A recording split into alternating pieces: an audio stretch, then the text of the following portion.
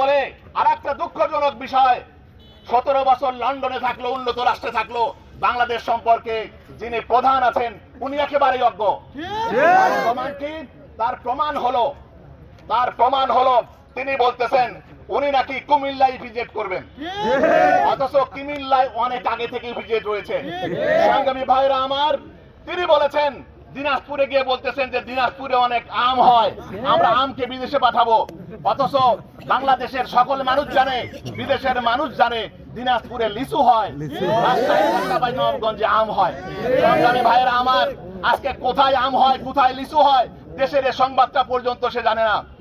আরো আশ্চর্য হয়েছি গতদিনে যখন তিনি বললেন যে তিনি মাতৃত্বকালীন ছুটি 6 মাসের জন্য করবেন বেতন সহ, অথচ বছরের পর বছর আমাদের মা বোনেরা মাতৃত্বকালীন ছুটি 6 মাস বেতন সহ ভোগ করে আসছেন।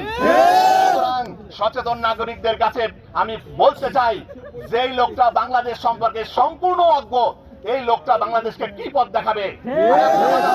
উনি বলতে চাচ্ছেন উনি নারীর ক্ষমতায়ন করবেন, কিন্তু প্রশ্ন হলো ওনার বাড়িতেই তো নারীর ক্ষমতায়ন নাই।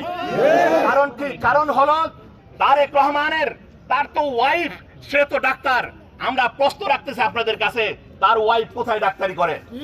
তার মেয়ে তো ব্যারিস্টার, বাংলাদেশের কোথায় তার মেয়ে প্র্যাকটিস করে ব্যারিস্টারের? অথচ আমাদের যিনি আমিরে জামাত, তার মেয়ে ডাক্তার, তার ছেলে ডাক্তার, তারা কিন্তু নারী হওয়ার পরেও বাংলাদেশের নারী জনসাধারণকে কিন্তু তারা সেবা দিয়ে যাচ্ছেন।